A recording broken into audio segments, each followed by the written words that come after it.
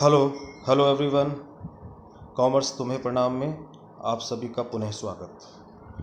Corporate financial accounting में आज हम यूनिट फर्स्ट कारपोरेट रिस्ट्रक्चरिंग को एनालिसिस करेंगे। तो देखिए, इसके अंदर अमलगमेशन, मर्जर, रिकंस्ट्रक्शन रिलेटेड बातें आएंगी, उनको डीपली हम लोग एनालिसिस करने की कोशिश करेंगे। तो सबसे पहले कि व्हाट इज़ कारपोरेट रिस्ट्रक्चरिंग, निगम पुनर्गठन होता क्या है। देखिए, इन्होंने कहा है the corporate restructuring is the process of making change in the composition of a firm one or more business portfolios in order to have a more profitable enterprises. यानी ये क्या कहना चाह रहा है कि जब एक या एक से अधिक व्यापार की संरचना में परिवर्तन करके फर्मों को या बिजनेस को प्रॉफिटेबल सिचुएशन के लिए मिलाया जाता है, उनको दोबारा रिस्ट्रक्ट किया जाता है, तो उसको हम लोग निगम पुनर्गठन कहते हैं। कहने का मतलब ये कहना चाह रहा है आप लोगों से कि जहाँ भी एक या एक से अधिक व्यापार की संरचना यानी उसके स्ट्रक्चर में चेंज किया जाता है। क्यों चेंज किया जाता है? इसलिए चेंज किया जाता है जिससे वो अधिक लाभ कमाने लगे, उसी को हम लोग बोलते हैं कारपोरेट रिस्ट्रक्चरिंग। अब ये जो होता है ये कई तरीके से हो सकता है, यानी अमलगमेशन, एब्सॉर्प्शंस, रिकंस्ट्रक्शंस, इनके थ्रू निगम पुनर्गठन किया जाता है। तो ये करने से पहले हमको समझना पड़ेगा कि इसके अंदर जब किसी भी कंपनियों को आपस में मिलाया जाता है या किसी भी एक कंपनी को दूसरी कंपनी में मर्ज किया जाता है, तो उसको हम लोग बोलते हैं अमलगमेशन। अब अमलगमेशन, एब्जॉर्प्शन समझने से पहले हम लोग यहाँ पर ये शब्द क्लियर करेंगे। देखिए, यहाँ पर पहले समझ लीजिएगा, शब्द बार बार आपके सामने आएंगे। सेलर कंपनी दे रखा है। सेलर का मतलब होता है विक्रेता। विक्रेता का मतलब जिसने अपने व्यापार को बेचा है, जिसने अपने बिजनेस को बेचा है, उसको यहाँ पर कहा जाता है एब्जॉर्व कंपनी, अवशोषित कंपनी या अमलगमेटिंग कंपनी, समामेली कंपनी। तो उस इन सेलर हो, एब्जॉर्ब हो, अमलगमेटिंग कंपनी हो, इनको जो हम लोग जानते हैं वो ट्रांसफ़र कंपनी के नाम से जानते हैं, हस्तांतरक कंपनी के नाम से जानते हैं। यानी जहाँ भी कहीं ट्रांसफरर शब्द का इस्तेमाल किया जाएगा, हस्तांतरक शब्द का इस्तेमाल किया जाएगा, तो आप लोग समझ लीजिएगा उसका मतलब जो होगा वो एब्जॉर्ब कंपनी होगा, अमलगमेटिंग कंपनी होगा, सेलर कंपनी होगा। तो ट्रांसफरर का मतलब जो बिकने वाली कंपनी है, ठीक है, याद रखेंगे। इसका मतलब आगे परचेजर कंपनी क्या होती है, परचेजर को भी समझ लीजिएगा। परचेजर कंपनी मीन्स कि जिस कंपनी ने अपने ख़रीदा है उसको हम लोग बोलते हैं परचेजर कंपनी। उसका जो नाम है वो दिया होगा एब्जॉर्विंग कंपनी के नाम से, अवशोषक कंपनी, समामेलित कंपनी, अमलगमेटेड कंपनी, उसको हम लोग बोलेंगे ट्रांसफरी कंपनी, हस्तांतरी कंपनी। ट्रांसफरी का मतलब होता है कि जो कंपनी खरीदने वाली है उसको हम लोग बोलते हैं। तो परचेजर, ट्रांसफरी, और जो सेलर होता है वो ट्रांसफरर के नाम से जाना जाता है। तो आगे इन शब्दों का इस्तेमाल करा जाए तो आपको ध्यान में रखना है, खरीदने वाली और बिकने वाली कंपनी। आफ्टर इट देखिएगा कि हम लोग समझेंगे कि अमलगमेशन होता क्या है। देखिए, हिंदी और इंग्लिश की थोड़ी सी प्रॉब्लम आ सकती है। जो मैटर मेरे को हिंदी में अवेलेबल हो रहा है मैं उसको हिंदी में ही बना दे रहा हूँ, इंग्लिश नहीं कन्वर्ट कर रहा हूँ। जिसका मैटर मुझे इंग्लिश में मिलता है वो मैं हिंदी में ही इंग्लिश में ही जो है एक्सप्लेन कर दूँगा। तो हिंदी या इंग्लिश जैसे भी हो वो अपने हिसाब से आप लोग जो है कन्वर्ट कर लेना, ठीक है। तो यहाँ पर कह रहा है अमलगमेशन क्या होता है। देखिए, जब दो या दो से अधिक कंपनियां अपने व्यवसाय को समाप्त करके एक नई कंपनी बनाती हैं जो कि उनकी कंपनी को खरीद लेती हैं, इस प्रकार के संयोजन को एकीकरण कहते हैं। एकीकरण की दो विशेषताएं होती हैं: विद्यमान कंपनियों का समापन, विद्यमान कंपनी के व्यवसाय को क्रय करने के लिए एक नई कंपनी की स्थापना। समझिएगा क्या कहना चाह रहा है। देखिए, अमलगमेशन का मतलब क्या होता है कि जब दो कंपनियां, जैसे सपोज करो कि एक कंपनी जिसका नाम है टी, एक कंपनी जिसका नाम है पी। टी जो है वो सपोज करो कि टेक्सटाइल्स का काम करती हैं। पी जो है ये भी टेक्सटाइल इंडस्ट्री में है, यानी कपड़े उद्योग में पी है और कपड़े उद्योग में ही टी लगे हुए हैं। अब टी और पी आपस में बहुत ज़्यादा कंपटीशन करते हैं। टी, मान लीजिए कि कोई शर्ट निकालता है कॉटन की, और टी कंपनी अपनी शर्ट को जो मार्केट में सेल करता है वो 1000 रुपीज़ की सेल करता है।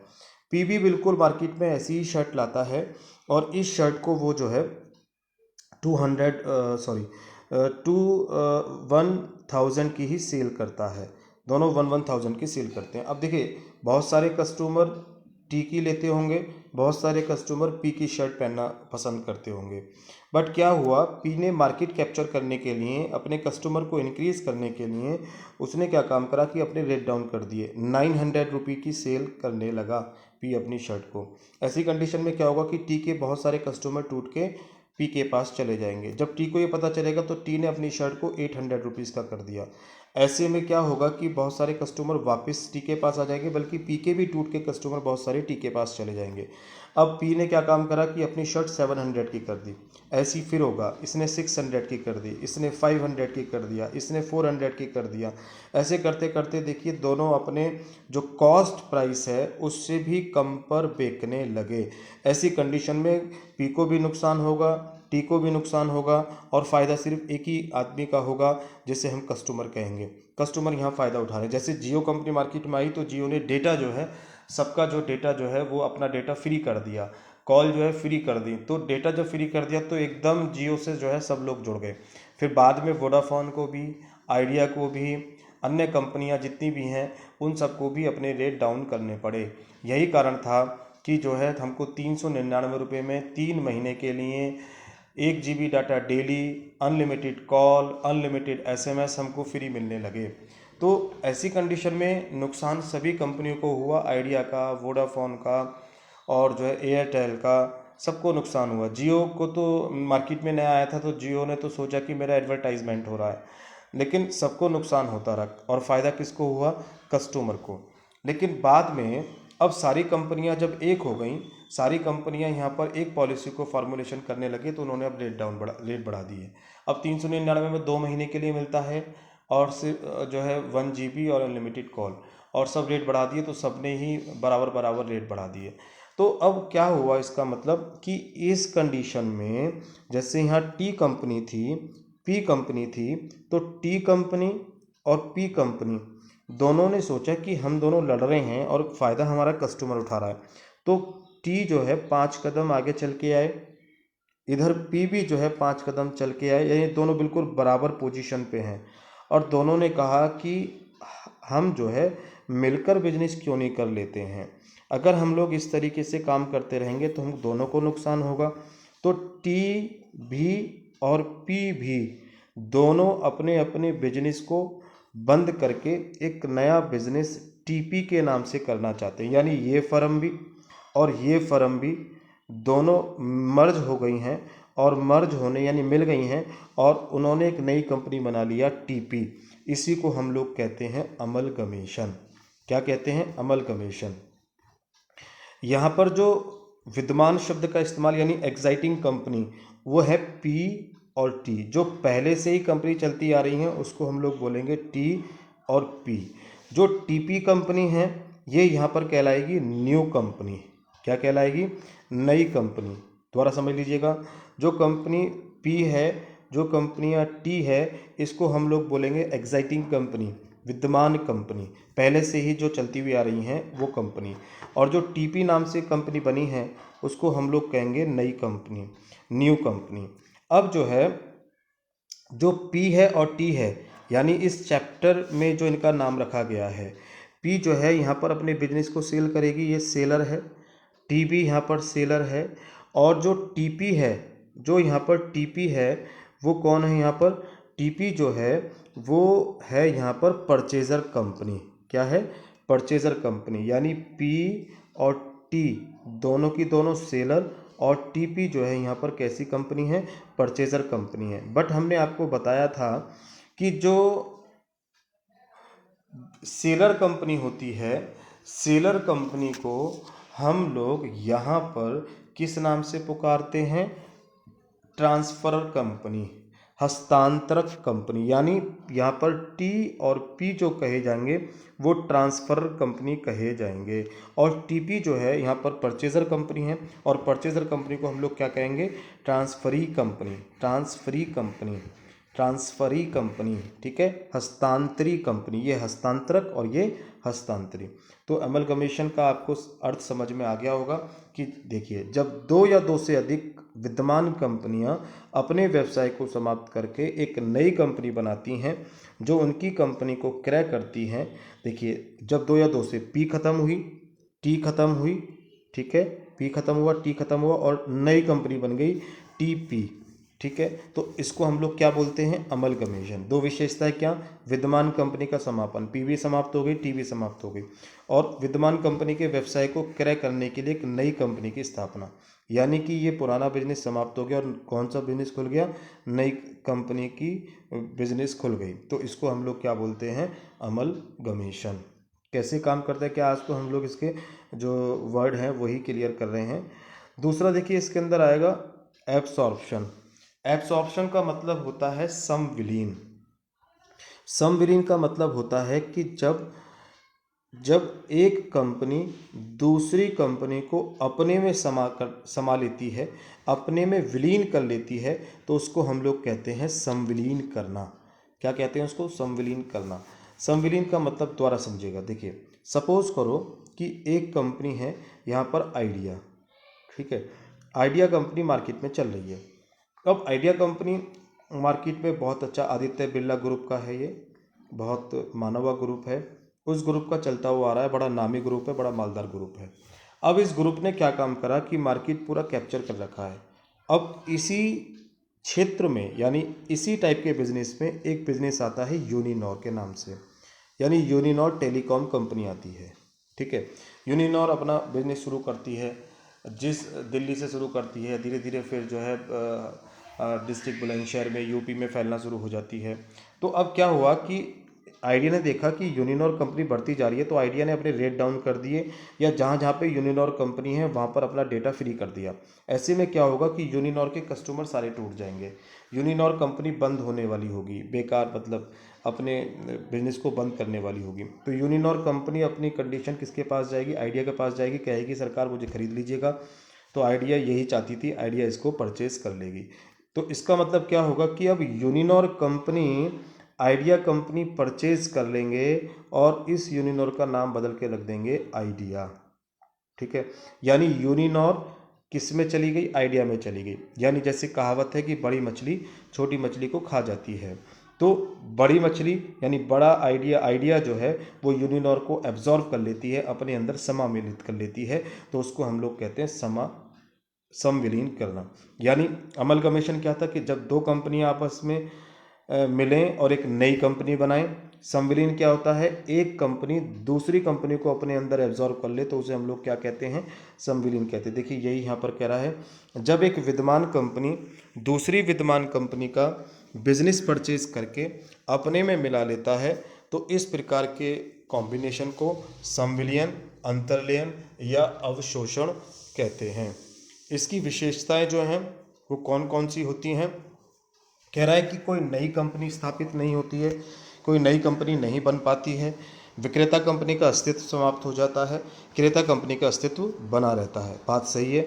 देखिए, आइडिया कंपनी थी, तो आइडिया कंपनी जो थी तो इधर यूनिनॉर थी, तो कोई नई कंपनी स्थापित हुई है क्या, आइडिया पहली थी, यूनिनॉर भी पहली जैसी है। विक्रेता कंपनी का अस्तित्व समाप्त हो जाता है। विक्रेता कंपनी का मतलब हो गया, अस्तित्व समाप्त हो जाने का मतलब हो गया कि जो यूनिनॉर है, यूनिनॉर कंपनी जो है वो क्या हो जाती है, ख़त्म हो जाती है, इसका एग्जिस्टेंसी यूनिनॉर नाम का टॉपिक ही ख़त्म हो जाता है। कह रहा है थर्ड पॉइंट, क्रेता कंपनी का अस्तित्व बना रहता है, यानी जो परचेसर कंपनी है वो ऐसी की ऐसी रहती है। देखिए, आइडिया पहले के पहले जैसी है। तो क्लियर हो गया। तो यहाँ पे आपसे पूछ सकता है कि what do you mean by amalgamation, 2 number में एमलगमेशन क्या होता है, आप लोग लिख दीजिएगा। या आपसे पूछता है कि समविलीन एब्सॉर्प्शन क्या होता है, तो आप बता देंगे। हालांकि एब्सॉर्प्शंस अब जो है मर्जर में ही शामिल कर लिया गया है, ये इसको अब अलग से पढ़ने की ज़रूरत नहीं होती है, बट मैंने आपको शब्द समझा दिया है। इसके बाद अब हम लोग जो है डिस्कस करेंगे आप लोगों से इस बारे में कि जो है प्रेजेंट सिचुएशन क्या होती है। तो देखिए, कह रहा है आप लोगों से कि कंपनी अधिनियम 2013 कि धारा 233 से 240 तक की धाराओं के अंतर्गत कंपनी के एकीकरण और संविलियन के प्रावधान दिए गए हैं। यानी according to company act 2013 from section 233 to 240 तक सेक्शन में जो बात की गई है वो अमलगमेशन के बारे में बात की गई है। देखिए उन्होंने जो अब नए जो प्रोविज़न आए हैं, जो कंपनी एक्ट 2013 रिवाइज हुआ है, उसके अकॉर्डिंग जो अमलगमेशन है उसका मीनिंग ही बदल गया है। और AS 14 अकाउंटिंग स्टैंडर्ड 14 में अमलगमेशन के बारे में खूब जो है डीपली बताया गया है। तो उसके अकॉर्डिंग अब क्या चेंजिंग आ गया है, कैसे जो है उसमें बताया जाता है, तो एक शब्द इन्होंने इस्तेमाल करा है मर्जर। अब देखिए आगे आपको जो मर्जर होता है, मर्जर क्या होता है, तो इन्होंने कहा है कि मर्जर 2 प्रकार का होता है। यानी अब शब्द कौन सा इस्तेमाल कर रहे हैं, मर्जर। मर्जर माने विलय। जब 2 कंपनियां आपस में मिल जाती हों या मिलकर काम करती हों तो उसे हम लोग क्या कहते हैं, मर्जर कहते हैं। तो मर्जर इन्होंने बताया है 2 प्रकार का होता है, एक तो अमलगमेशन और एक एब्सॉर्प्शन। दोनों की आपने क्लियर कर दिया है। यह बात ये आती है कि जो अमलगमेशन होता है, ये अमलगमेशन जो होता है ये 2 तरह का होता है। यानी कि 2 तरह का मतलब क्या हो गया कि अमलगमेशन के अंदर जो बातें की जाएंगी वो 2 तरह की बात की जाएंगी। एक तो कह रहा है नेचर ऑफ मर्जर और दूसरा कहता है नेचर ऑफ परचेज। यानी कि अमलगमेशन जो है वो 2 टाइप का और होता है। एक तो हो गया कि जिसमें नेचर ऑफ मर्जर यानी विलय की प्रकृति का एकीकरण, और दूसरा हो गया नेचर ऑफ परचेज यानी क्रय की प्रकृति का एकीकरण, और दूसरा हो गया एब्सॉर्प्शंस। बात समझ में आई? यानी कहने का मतलब मैं आपसे ये कहना चाह रहा हूँ कि जो देखिए यहाँ पर कह भी रहा है आप लोगों से कि लेखांकन मानक 14 के अनुसार अकाउंटिंग स्टैंडर्ड 14 के अकॉर्डिंग अमलगमेशन को निम्न 2 भागों में बांटा जाता है। विलय की प्रकृति का amalgamation in the nature of merger and amalgamation in the nature of purchase. क्रय की प्रकृति का एकीकरण या विलय की प्रकृति का एकीकरण। यानी अगर शुरू से लेकर एंड तक की बात मैं आप लोगों से करूं तो देखिए इसका मतलब क्या हुआ मैं आपको बताऊं आज कि हम लोग क्या पढ़ रहे हैं। हम लोगों का जो टॉपिक था वो टॉपिक का नाम था कारपोरेट रिस्ट्रक्टिंग। देखिए कारपोरेट रिस्ट्रक्टिंग, ठीक है। कारपोरेट रिस्ट्रक्टिंग में हम लोगों ने क्या पढ़ा, हम लोगों ने पढ़ा मर्जर। देखिए जो आज के हिसाब से अकाउंटिंग AS 14 के अकॉर्डिंग जो डिफाइन किया गया वो ऐसे डिफाइन किया गया है, ठीक है, कि मर्जर। कारपोरेट रिस्ट्रक्टिंग में क्या पढ़ेंगे हम लोग, मर्जर पढ़ रहे हैं, ठीक है। मर्जर मतलब विलय। मर्जर जो है कितने तरह का होता है, तो मर्जर आप लोगों ने बताया 2 तरह का होता है। एक होता है एब्सॉर्प्शंस जिसको हम लोग बोलते हैं संविलीन करना, ठीक है, संविलीन करना। अब ये संविलीन क्या होता है ये मैंने आपको पीछे बता दिया।